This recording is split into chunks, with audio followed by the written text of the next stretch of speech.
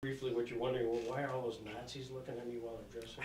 I know, mister, I know. You got that? I did, but they may not know, so. Okay. Yeah, Jackson was from here, and he was the chief prosecutor at the Nuremberg trial. Okay. And he was also Supreme Court Justice, Brown versus Board of Education, Komatsu, very big deal. And the guy who's currently up for the Supreme Court, Gorsuch, if he gets confirmed, will be in the Robert Jackson seat. So he's been talking about Jackson a lot. So it's kind of local stuff. So Yeah.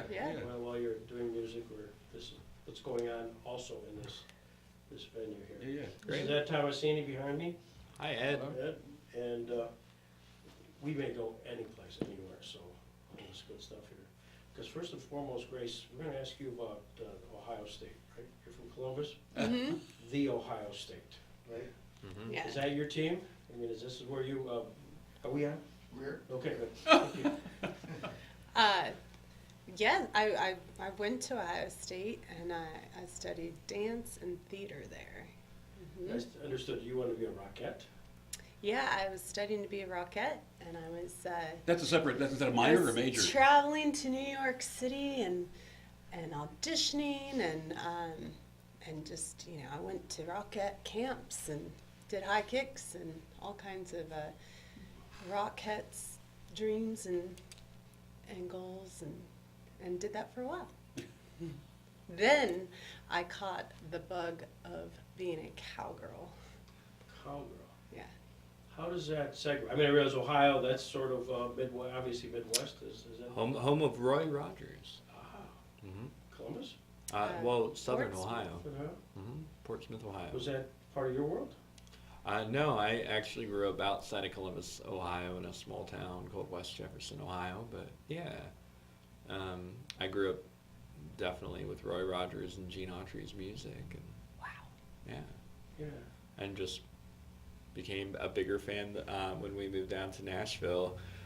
Grace and I always liked a lot of the old jazz music, and we moved to Nashville and discovered Western swing music, which is very similar to, swing jazz or modern jazz even, but just it's played what is instruments that are typically associated with hillbilly music or country music, right? Like the steel guitar, the fiddle, and the mandolin or electric mandolin. So we just discovered Western swing music when we moved down to Nashville, Tennessee, and just really fell in Then love. we met a Western swing steel player. His background is in country, classic country and Western swing and pedal steel, straight steel, dobro, Mr. Chris Bauer. Mm-hmm. And then we met a jazzer, Jimmy Sullivan over here, Big Jim Sullivan on the upright bass. And Which he's lucky, he can play it all. so then we were like, oh, we can mix the Western swing and the jazz. And then we met the Riders in the Sky and the Time Jumpers out of Nashville, Tennessee, and it just all made sense. Riders in the Sky. Mm-hmm. Yeah. Yep. Yep. Yep. Now, did you grow up on the Saturday morning Roy Rogers, Sky King, Penny, or am I dating myself so terrifically? Well, actually, no, my musical background is close to that. I grew up on Saturday mornings watching my father parade around the house in his underwear conducting the Metropolitan Opera on the radio. Yeah, so many of us grow up that way. Yeah, so many of us do. That's very visual, I like that. Yeah, well, I'm sorry for that. So if you take, cowboy, cowgirl music and what I grew up on, I'm not sure if there are more degrees than 180 to, quite figure out the math on that. But Wow. yeah, That would be quite a- it was different. I was thinking that was more of a radio thing. Leonard Bernstein was. Yeah, my father rarely went to the actually went to the opera in his underwear, but so he felt free around the house. Yeah. Yeah. So you're a jazz guy and you're wearing a cowboy hat. How does that feel? it's the gig. Playing a wedding, I wear a tuxedo. Yeah, wait. My son's a singer-songwriter in Washington, D.C., so he's wearing more outfits than I go, what does this connect? But just check the audience, Dad. Yeah. Mm-hmm. Was this strange for you, being a jazz guy? I mean, just A little bit. The ultimate irony was I moved to New York City to pursue jazz because that was really where my heart was at the time. And then I met my what would become my wife, and she was an Americana singer-songwriter.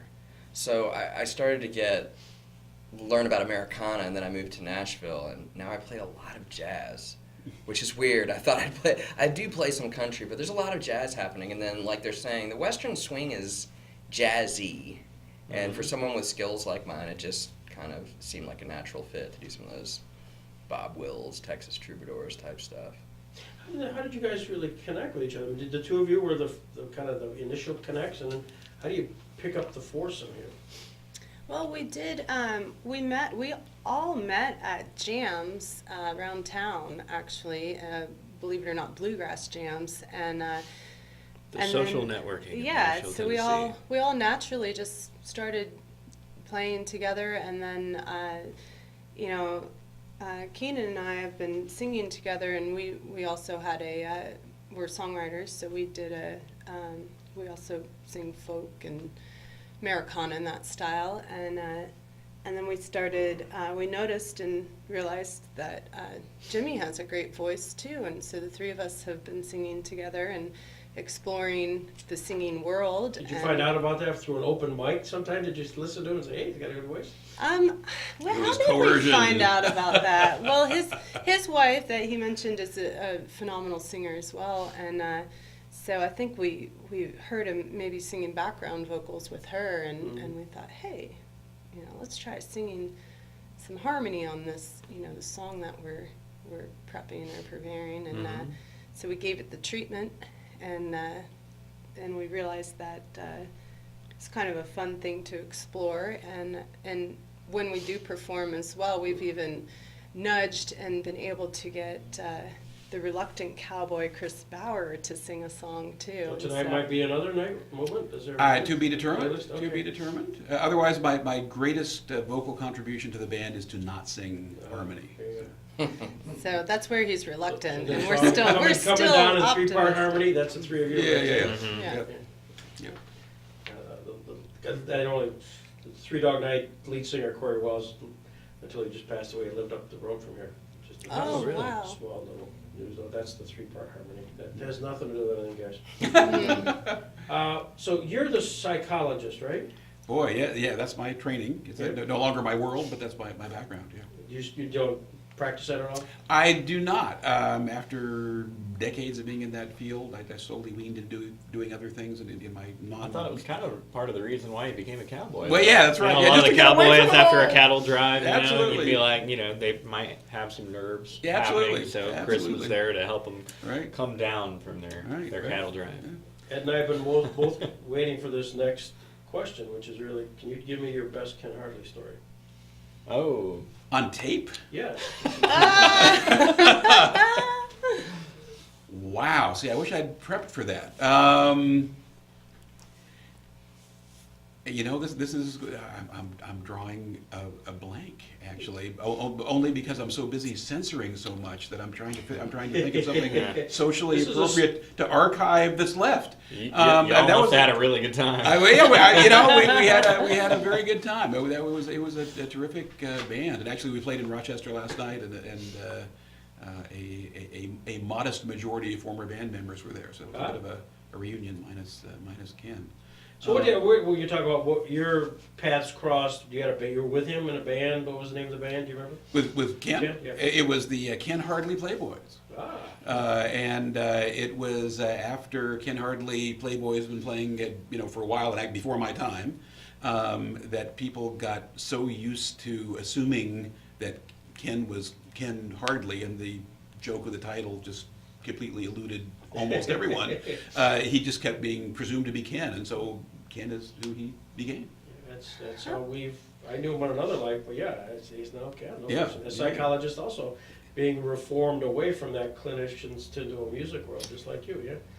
So I It's a trend. suspect maybe tonight when you have the full audience here, you could say, by the way, I'd just like to share a brief vignette about our host Ken Hardley. That would be fantastic. I will do my best to think of something that is family friendly that I can comfortably share. Yeah. Much broader audience. I like it very much. So if they had to describe your niche, I mean, yeah, you're all dressed country western here and yippee-i-o-ki-yay, but what's the niche that distinguishes this group? It's taking country and western and slicing off the country part. Okay.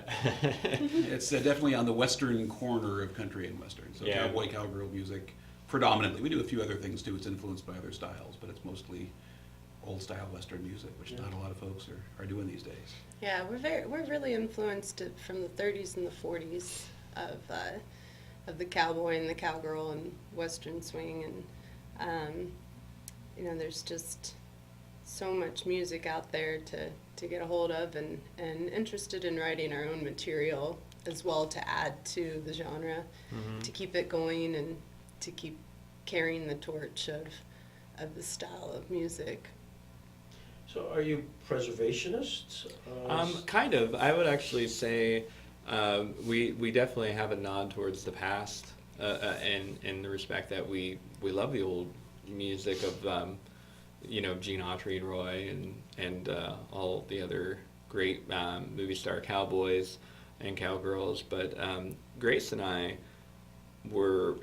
fell into, I mean, we like western swing and country western swing, but we fell into, I guess, the cowboy and cowgirl music just by writing a lot of our own songs.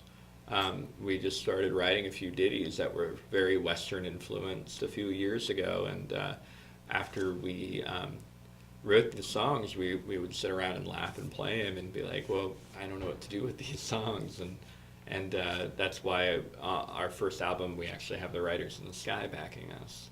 Yeah, because we instantly thought, like, well, we should do an album with these guys. They have 40 years of cowboy music experience, and we could probably learn a lot, and also it's just the perfect group to share that sound with, and we learned a lot from them in the studio in a couple days. We're not a tribute band. We're trying to create our own idea and stamp of what we're gathering from what we hear and what we see, and watching classic western movies, and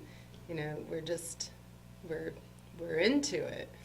So Saturday night is, instead of watching Saturday Night Live, you're watching Tom Mix, what it's called? Oh yeah. Cassidy and Yeah. John Wayne, and we're watching, but it's also, for me, it's also, and Keenan, I think we really enjoy the, all of the old, just black and white movies, Jimmy Stewart, and just kind of the idea of the Old West, and the idea of that Hollywood kind of had back in the 30s and the 40s of just maybe kind of dreamy, and maybe a little more Lighthearted. and yeah. So It's certainly less rough than the real West. Yeah. Oh, absolutely. A lot of And I don't real know cowboy where songs, Right, a lot of old cowboy songs that Alan Lomax collected back in 1912. He put out a book called Songs of the Western Frontier, and a lot of those songs are very, very depressing, of cowboy music. Because they were realistic. Exactly, they really were, and about long working hours, or maybe how a cowboy might spend his money after a cattle drive. So as I recall, in almost every Saturday morning movie, television, we'd watch inevitably there would be four characters, and one of those four characters was the Smiley Burnett, Oh, I love Gabby Smiley Burnett. Hayes type of person. Yeah, Of the Smiley four- Burnett, man, what a great instrumentalist he was. He was a virtuoso on every instrument. Yeah. And he was a great songwriter, too. He wrote Riding Down the Canyon. Never knew that. Yeah. I just think of the comedic part. So of the four of you, who's the comedy? I'd say all of us play a comedic role. I mean, we're dressed like this, so. Just look at our faces. I mean, how can you not? So tonight, is there as we walk away from this performance and the audience walks away, what is it that you want them to feel? What's that legacy moment? They just can want you a describe- happy song in their heart. Corny Yeah. as that sounds. Yeah. Oh, it really brings us great joy to know that we've brought joy to others, and just have made people maybe forget about their worries, or and cares for a half hour, an hour, and just bring good time, fun. Yeah, to the stage.